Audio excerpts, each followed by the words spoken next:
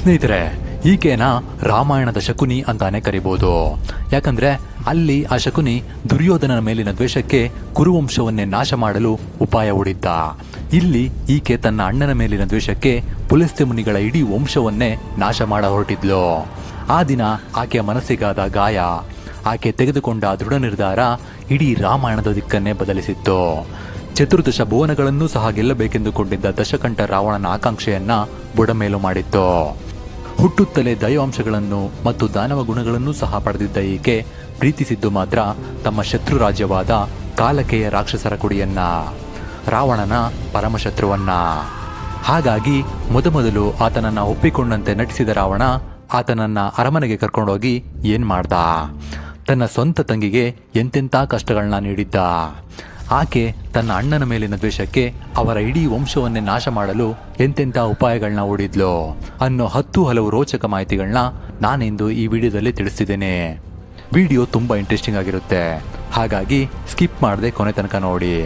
ಸಾಧ್ಯವಾದಲ್ಲಿ ಮಾತ್ರ ಸಬ್ಸ್ಕ್ರೈಬ್ ಮಾಡಿಕೊಂಡು ನಮ್ಮ ಈ ಸನಾತನ ಕುಟುಂಬದ ಸದಸ್ಯರಾಗಿ.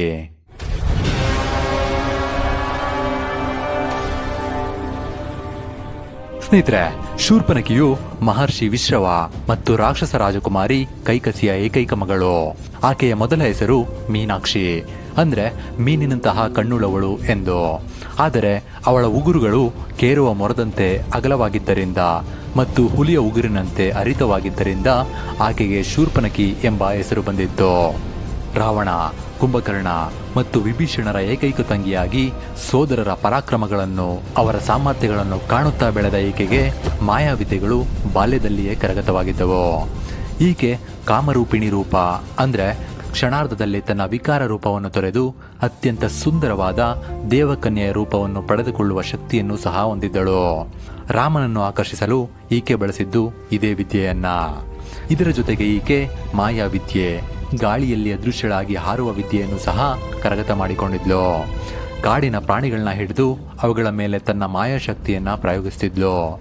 ತನ್ನ ಅಣ್ಣ ರಾವಣನು ದಿಗ್ವಿಜಯಕ್ಕೆ ಹೊರಟ ಸಮಯದಲ್ಲೆಲ್ಲ ಶೂರ್ಪನಖಿಯು ದಂಡಕಾರಣ್ಯದ ಪ್ರದೇಶಗಳಲ್ಲಿ ಸ್ವತಂತ್ರವಾಗಿ ಸಂಚರಿಸುತ್ತಿದ್ಲು. ಅದೇ ಸಮಯದಲ್ಲೇ ಲಂಕೆಯ ಶತ್ರುಕುಲವಾದ ಕಾಲಕೆಯ ಕುಲಕ್ಕೆ ಸೇರಿದ ಸೇನಾಧಿಪತಿ ವಿದ್ಯುಜ್ಜಿಹ್ವನು ಸಹ ತನ್ನ ಮಾಯಾಶಕ್ತಿಗಳನ್ನ ಪ್ರಯೋಗಿಸಲು ಅದೇ ಕಾಡಿಗೆ ಬರುತ್ತಿದ್ದ. ಈಕೆ ತನ್ನ ವಿಕಾರ ರೂಪವನ್ನು ಮರೆಮಾಚಿ ಕಾಮರೂಪಿಣಿ ಸುಂದರ ಸ್ತ್ರೀಯ ರೂಪವನ್ನು ಧರಿಸಿ ಕಾಡಿನಲ್ಲಿ ಸಂಚರಿಸುತ್ತಿದ್ದಾಗ ವಿದ್ಯುಜ್ಜಿಹ್ವನ ಮಾಯಾಶಕ್ತಿ ಮತ್ತು ಅವನ ಪರಾಕ್ರಮಗಳನ್ನು ಕಂಡು ಆಕರ್ಷಿತಳಾದಳು. ಈತನೂ ಸಹ ಅವಳ ಮೋಹಕ ಸೌಂದರ್ಯಕ್ಕೆ ಮೋಹಿತನಾದನು. ನಂತರ ಅವರಿಬ್ಬರು ಕಾಡಿನ ಏಕಾಂತದಲ್ಲಿ ರಹಸ್ಯವಾಗಿ ಭೇಟಿ ಮಾಡಲು ಶುರು ಮಾಡಿದರು. ರಾವಣನಿಗೆ ಈ ವಿಷಯ ತಿಳಿದರೆ ಇಬ್ಬರ ಪ್ರಾಣಕ್ಕೂ ಅಪಾಯವಿದೆ ಎಂದು ತಿಳಿದಿದ್ದರೂ ಸಹ ಅವರ ಪ್ರೇಮ ಗಾಢವಾಯಿತು. ಸ್ನೇಹಿತರೆ, ಈ ವಿದ್ಯುಜ್ಜಿಹ್ವ ಸಾಮಾನ್ಯ ರಾಕ್ಷಸನಲ್ಲ. ಅವನ ಶಕ್ತಿಯ ಕೇಂದ್ರವೇ ಅವನ ನಾಲಿಗೆ.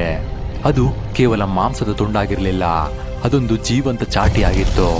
ಈತ ತನ್ನ ಬಾಯಿ ತೆರೆದರೆ ಅವನ ನಾಲಿಗೆ ಆಕಾಶದ ಮಿಂಚಿನಂತೆ ಹೊರಬರುತ್ತಿತ್ತು. ಅದು ಎಷ್ಟು ಉದ್ದವಾಗಿತ್ತೆಂದ್ರೆ 100 ಅಡಿ ದೂರದಲ್ಲಿರುವ ಶತ್ರುಗಳನ್ನು ಸಹ ಕ್ಷಣಾರ್ಧದಲ್ಲಿ ಸುತ್ತುವರೆದು ಅವರ ಮೂಳೆಗಳನ್ನು ಪುಡಿ ಪುಡಿ ಮಾಡಿ ಎಳೆದು ತರುತ್ತಿತ್ತು. ಯುದ್ಧರಂಗದಲ್ಲಿ ಸಾವಿರಾರು ಸೈನಿಕರು ಇವನ ನಾಲಿಗೆಯ ಹೊಡೆತಕ್ಕೆ ಸಿಕ್ಕಿ ಸಾವನ್ನಪ್ಪಿದ್ರು. ಈತ ತನ್ನ ಯೌವನದಲ್ಲೇ ಬ್ರಹ್ಮದೇವನನ್ನು ಕುರಿತು ತಪಸ್ಸು ಮಾಡಿ ಆತನಿಂದ ಮಿಂಚಿನ ವೇಗ ಮತ್ತು ಮಾಯಾವಿದ್ಯೆಯನ್ನ ವರವಾಗಿ ಪಡೆದಿದ್ದ. ಈತನು ಕಾಲಕೆಯ ವಂಶಸ್ಥನಾಗಿದ್ದರಿಂದ ಆತನಿಗೆ ಅಧೋಲೋಕದ ರಹಸ್ಯ ವಿದ್ಯೆಗಳು ಸಹ ತಿಳಿದಿದ್ವು. ಅವನು ಪಾತಾಳದ ಅಸುರ ಗುರುಗಳನ್ನು ಪ್ರಸನ್ನಗೊಳಿಸಿ ಕತ್ತಲೆಯನ್ನ ನಿಯಂತ್ರಿಸುವ ಮತ್ತು ಗಾಳಿಯಲ್ಲಿ ಕರಗಿ ಹೋಗುವ ಛಾಯಾವಿದ್ಯೆಯನ್ನೂ ಸಹ ಕರಗತ ಮಾಡಿಕೊಂಡಿದ್ದ. ಶತ್ರುಗಳು ಈತನ ಮೇಲೆ ಬಾಣ ಬಿಟ್ಟರೆ ಈತ ಕ್ಷಣಾರ್ಧದಲ್ಲಿ ಮಾಯವಾಗಿ ಶತ್ರುಗಳ ಬೆನ್ನ ಹಿಂದೆ ಪ್ರತ್ಯಕ್ಷನಾಗುತ್ತಿದ್ದನು. ಒಂದೇ ಸಮಯದಲ್ಲಿ 10 ಕಡೆ ಇರುವಂತೆ ಭ್ರಮೆ ಹುಟ್ಟಿಸಬಲ್ಲವನಾಗಿದ್ದನು. ಈತನ ಈ ಮಾಯಾವಿದ್ಯೆಗೆ ಮಾರು ಹೋಗಿದ್ದ ಮೀನಾಕ್ಷಿ ರಾವಣನ ಅನುಮತಿ ಕಾಯದೆ ಕಾಡಿನಲ್ಲೇ ಆತನನ್ನ ಮದುವೆಯಾದಳು. ಈ ಸುದ್ದಿ ಲಂಕೆಗೆ ತಲುಪಿದಾಗ ಇಡೀ ಲಂಕೆಯೇ ನಡುಗಿ ಹೋಯಿತು. ತನ್ನ ತಂಗಿ ಒಬ್ಬ ಶತ್ರುವಿನ ಜೊತೆ ಓಡಿ ಹೋಗಿದ್ದಾಳೆ ಎಂಬ ವಿಷಯ ರಾವಣನ ಅಹಂಕಾರಕ್ಕೆ ಬಿದ್ದ ದೊಡ್ಡ ಪೆಟ್ಟಾಗಿತ್ತು.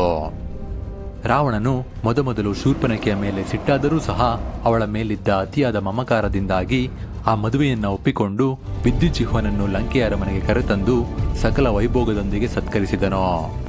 ಈ ಕಾರ್ಯದ ಹಿಂದೆ ಮತ್ತೊಂದು ರಾಜತಾಂತ್ರಿಕ ಕಾರಣವೂ ಸಹ ಇತ್ತು. ಅದು ಕಾಲಕೇಯರ ಜೊತೆ ಸಂಬಂಧ ಬೆಳೆಸುವ ಮೂಲಕ ತನ್ನ ಶಕ್ತಿಯನ್ನು ವಿಸ್ತರಿಸುವ ಉಪಾಯವಾಗಿತ್ತು.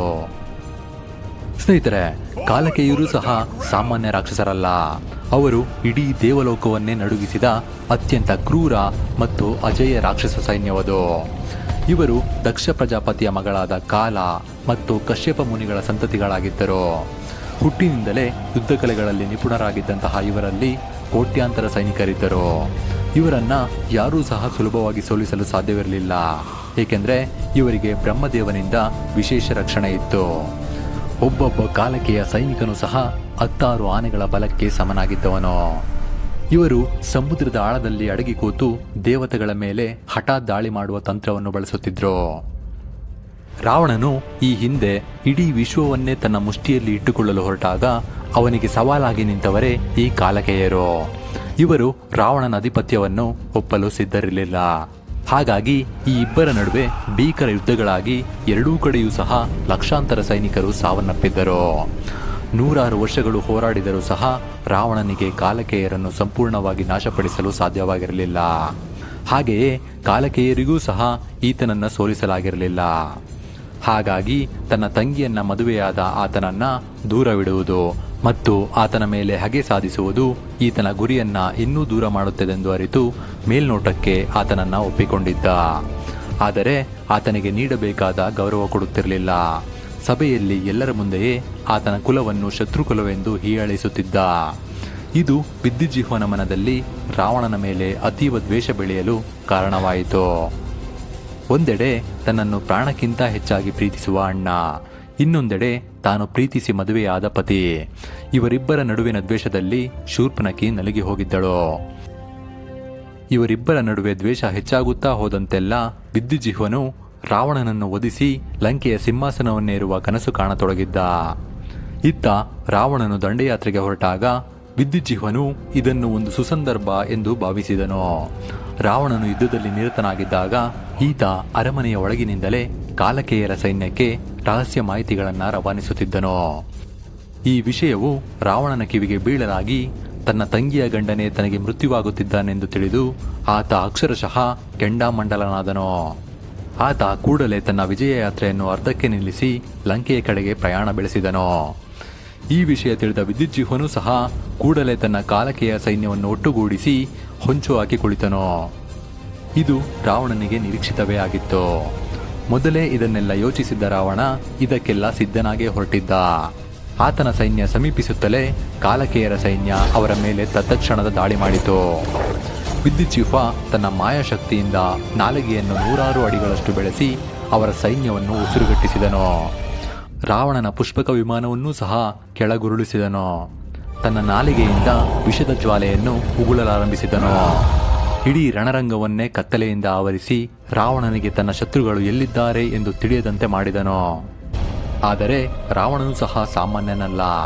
ಮೊದಲೇ ಈತನ ತಂತ್ರವನ್ನು ಅರಿತಿದ್ದ ರಾವಣ ತನ್ನ ಪರಮಶಕ್ತಿಶಾಲಿಯಾದ ಚಂದ್ರಹಾಸ ಖಡ್ಗವನ್ನು ಹೊರತೆಗೆದು ಆತನ ಕತ್ತಲೆಯನ್ನು ಸೀಳಿ ಹಾಕಿದನು. ಇದನ್ನು ಕಂಡು ವಿದ್ಯುಜ್ಜಿಹ್ವನಿಗೆ ದಿಕ್ಕೇ ತೋಚದಂತಾಯಿತು. ಹಾಗಾಗಿ ಹಿಂದೆ ನಿಂತು ತನ್ನ ನಾಲಿಗೆಯನ್ನು ಚಾಚಿ ರಾವಣನನ್ನು ಸೆರೆಹಿಡಿಯಲು ಬಂದಾಗ ರಾವಣನು ಚಂದ್ರಹಾಸ ಖಡ್ಗದಿಂದ ಆತನ ನಾಲಿಗೆಯನ್ನು ತುಂಡು ತುಂಡಾಗಿ ಕತ್ತರಿಸಿ ಹಾಕಿದನು. ನಂತರ ಕಾಲಹರಣ ಮಾಡದೆ ಒಂದೇ ಏಟಿಗೆ ಆತನ ಶಿರಚ್ಛೇದನ ಮಾಡಿದನು. ವಿಷಯ ತಿಳಿದ ಶೂರ್ಪನಖಿ ಸ್ಥಳಕ್ಕೆ ಬರುವಷ್ಟರಲ್ಲೇ ಎಲ್ಲವೂ ಮುಗಿದು ಹೋಗಿತ್ತು. ತನ್ನ ಪತಿಯ ದೇಹವನ್ನ ಶವವಾಗಿ ಕಂಡ ಆಕೆ ಸ್ಥಳದಲ್ಲೇ ಕುಸಿದು ಬಿದ್ದಳು. ಅವಳ ಮನಸ್ಸಿನಲ್ಲಿ ಶೋಕದ ಜೊತೆಗೆ ಆಕ್ರೋಶ ಮತ್ತು ಸೇಡು ಮನೆ ಮಾಡತೊಡಗಿತು. ತನ್ನ ಅಣ್ಣನನ್ನೇ ನಂಬಿ ತನ್ನ ಪತಿಯನ್ನ ಲಂಕೆಗೆ ಕರೆತಂದಿದ್ದ ಆಕೆಗೆ ಆತನ ತುಂಡು ತುಂಡಾದ ದೇಹವನ್ನು ಕಂಡು ಜಗತ್ತೇ ಮೌನವಾದಂತೆ ಭಾಸವಾಯಿತು. ಇಲ್ಲಿಯವರೆಗೆ ರಾವಣನನ್ನು ತನ್ನ ದೈವವೆಂದು ನಂಬಿದ್ದ ಆಕೆ ಅಂದು ರಾವಣನಲ್ಲಿ ಕಂಡಿದ್ದು ಕೇವಲ ಒಬ್ಬ ಕ್ರೂರ ರಾಕ್ಷಸ ಮಾತ್ರ. ಆತನನ್ನೇ ದಿಟ್ಟಿಸಿದ ಆಕೆಯಲ್ಲಿ ರಾವಣನ ಮೇಲಿದ್ದ ಪ್ರೀತಿ ಕಡು ದ್ವೇಷವಾಗಿ ಬದಲಾಯಿತು. ಕೋಪದಲ್ಲಿ ತನ್ನ ಮಾನಸಿಕ ಸ್ಥಿತಿಯನ್ನು ಕಳೆದುಕೊಂಡ ಆಕೆ ಹಲ್ಲು ಕಡಿಯುತ್ತಾ ತನ್ನ ಬಲವಾದ ಉಗುರುಗಳಿಂದ ನೆಲವನ್ನು ಪರಚತೊಡಗಿದಳು. ರಾವಣನ ಕಾಲಿಗೆ ಬಿದ್ದು ಅಳುತ್ತಾ, ಅಣ್ಣ, ನೀನು ನನ್ನ ಪತಿಯನ್ನು ಕೊಂದೆ. ನಾನು ನಿನ್ನ ಇಡೀ ವಂಶವನ್ನೇ ಮಣ್ಣು ಮಾಡದಿದ್ದರೆ ನನ್ನ ಹೆಸರು ಶೂರ್ಪನಖಿಯೇ ಅಲ್ಲ ಎಂದು ಮನಸ್ಸಿನಲ್ಲೇ ಪ್ರತಿಜ್ಞೆ ಮಾಡಿದಳು. ಆಕೆಯ ಆಕ್ರೋಶ ಕಂಡ ರಾವಣನು ಆಕೆಯನ್ನು ಸಮಾಧಾನಪಡಿಸಿ ಆಕೆಯನ್ನು ಅರಮನೆಗೆ ಕರೆದೊಯ್ಯಲು ಪ್ರಯತ್ನಿಸಿದಾಗ ಅದಕ್ಕೊಪ್ಪದ ಆಕೆ ಅಲ್ಲೇ ಅಳುತ್ತಾ ಕುಳಿತಳು. ಆಗ ರಾವಣನು ಆಕೆಯ ಕೋಪ ತಣ್ಣಗಾಗುವವರೆಗೂ ದಂಡಕಾರಣ್ಯದಲ್ಲೇ ವಿಶ್ರಾಂತಿ ಪಡೆಯಲಿ ಎಂದು ತನ್ನ ಸೇನಾಧಿಪತಿಗಳಾದ ಕರ ಮತ್ತು ದೂಷಣರನ್ನು ಆಕೆಯ ರಕ್ಷಣೆಗಾಗಿ ನೇಮಿಸಿದನು. ಆದರೆ ಪತಿಯ ಸಾವಿನ ನಂತರ ಆಕೆ ಕಾಡಿನಲ್ಲಿ ವಿಧವೆಯಂತೆ ಬದುಕಲಿಲ್ಲ. ಬದಲಾಗಿ ಆಕೆ ರಾವಣನಿಗೆ ಬಲೆ ಹೆಣೆಯಲು ಶುರು ಮಾಡಿದ್ದಳು. ರಾವಣನ ದೌರ್ಬಲ್ಯವೇ ಹೆಣ್ಣು ಮತ್ತು ಆತನ ಅಹಂಕಾರ ಎಂದು ತಿಳಿದಿದ್ದ ಈಕೆ ರಾವಣನ ಮುಂದೆ ಸೀತೆಯ ವರ್ಣನೆ ಮಾಡಿ ಅವನ ಕಾಮವನ್ನು ಕೆರಳಿಸಿ ಆತನನ್ನು ಮೃತ್ಯುಕೂಪಕ್ಕೆ ತಳ್ಳಲು ಉಪಾಯ ಹೂಡಿದ್ದಳು. ಅಂತೆಯೇ ಶೂರ್ಪನಖಿಯ ಮಾತುಗಳಿಂದ ಕೆರಳಿದ ರಾವಣನಿಗೆ ಅವರು ಸಾಮಾನ್ಯ ಮನುಷ್ಯರಲ್ಲವೆಂಬ ಸಂದೇಹ ಮೂಡತೊಡಗುತ್ತೆ. ಹಾಗಾಗಿ ತನ್ನ ಸೋದರ ಮಾವ ಮಾರೀಚನ ಬಳಿ ಹೋಗಿ ಈ ವಿಷಯವನ್ನು ಪ್ರಸ್ತಾಪಿಸುತ್ತಾನೆ. ಸ್ನೇಹಿತರೆ, ಈ ಮಾರೀಚ ರಾವಣನ ಅಮ್ಮ ಕೈಕಸಿಯ ಸಂಬಂಧಿಯಾಗಿದ್ದ. ಈತನಿಗೂ ಸಹ ಈಗಾಗಲೇ ರಾಮನ ಸಾಮರ್ಥ್ಯದ ಬಗ್ಗೆ ಅರಿವಿತ್ತು. ಏಕೆಂದರೆ ಈ ಹಿಂದೆ ವಿಶ್ವಾಮಿತ್ರರು ತಮ್ಮ ಪವಿತ್ರ ಯಾಗವನ್ನ ರಾಕ್ಷಸರಿಂದ ರಕ್ಷಿಸಲೆಂದು ರಾಜ ದಶರಥನ ಬಳಿ ಹೋಗಿ ಸಹಾಯ ಕೇಳಿದ್ದಾಗ ಆತ ತನ್ನ ಯುವ ಪುತ್ರರಾದಂತಹ ರಾಮಲಕ್ಷ್ಮಣರನ್ನು ಆತನ ರಕ್ಷಣೆಗಾಗಿ ಕಳುಹಿಸಿಕೊಟ್ಟಿರುತ್ತಾರೆ. ಅಂತೆಯೇ ಕಾಡಿಗೆ ತೆರಳಿ ಯಾಗವನ್ನು ಮಾಡಬೇಕಾದರೆ ಅದನ್ನು ತಡೆಯಲು ಬಂದ ತಾಟಕಿಯ ಮಕ್ಕಳಾದಂತಹ ಸುಬಾಹು ಮತ್ತು ಮಾರೀಚನನ್ನು ರಾಮಲಕ್ಷ್ಮಣರು ಸದೆಬಡೆದು ಸುಬಾಹುವನ್ನು ಕೊಂದು ಹಾಕಿರುತ್ತಾರೆ.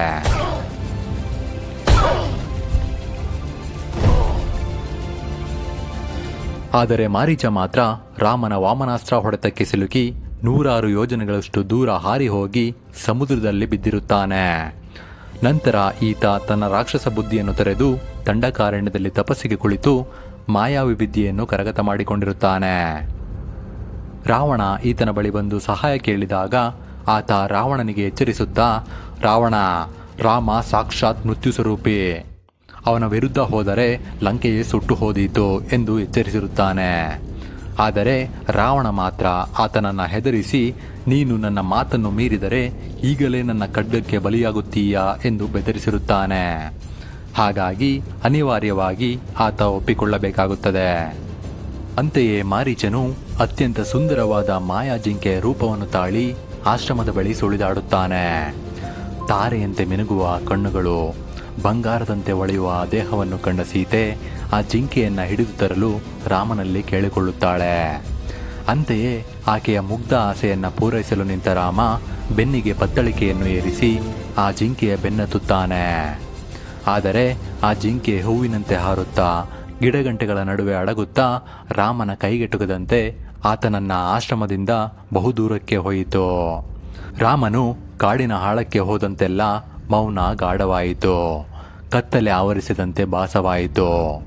ಇದನ್ನು ಗಮನಿಸಿದ ರಾಮನಿಗೆ ಇದು ಮಾಯಾವಿ ಎಂದು ಅರ್ಥವಾಗತೊಡಗಿತು. ಹಾಗಾಗಿ ತಡ ಮಾಡದೆ ಆ ಮಾಯಾಮೃಗದ ಮೇಲೆ ದಾಳಿ ಮಾಡಲಾರಂಭಿಸುತ್ತಾನೆ.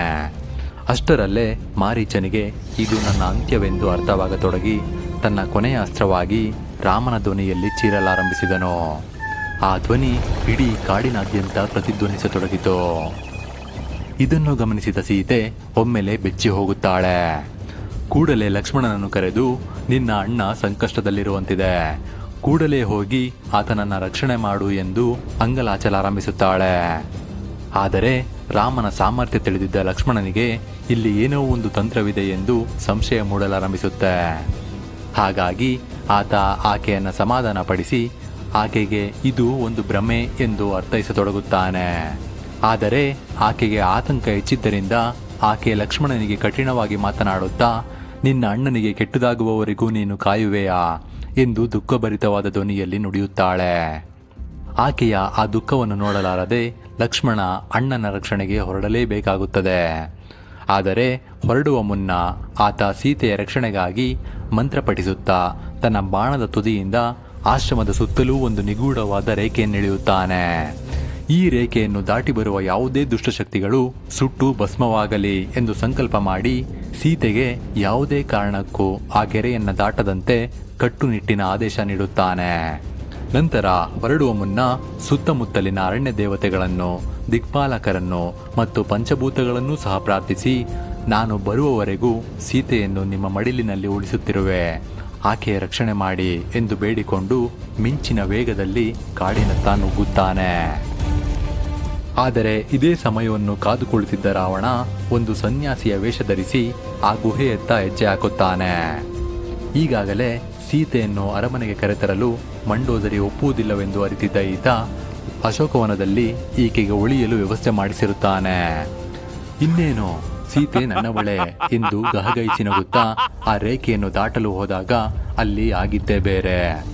ಅದು ಸಾಮಾನ್ಯ ರೇಖೆಯಾಗಿರಲಿಲ್ಲ. ಅದೃಶ್ಯ ಶಕ್ತಿಯೊಂದು ಆ ರೇಖೆಯಲ್ಲಿ ಅಡಕವಾಗಿತ್ತು. ರಾವಣ ಎಷ್ಟೇ ಬಲಶಾಲಿಯಾದರೂ, ಆತನಿಗೆ ಎಷ್ಟೇ ಮಾಯಾಶಕ್ತಿಗಳಿದ್ದರೂ ಆ ದೈವಿಕ ರೇಖೆಯನ್ನ ಆತನಿಗೆ ಭೇದಿಸಲಾಗಲಿಲ್ಲ.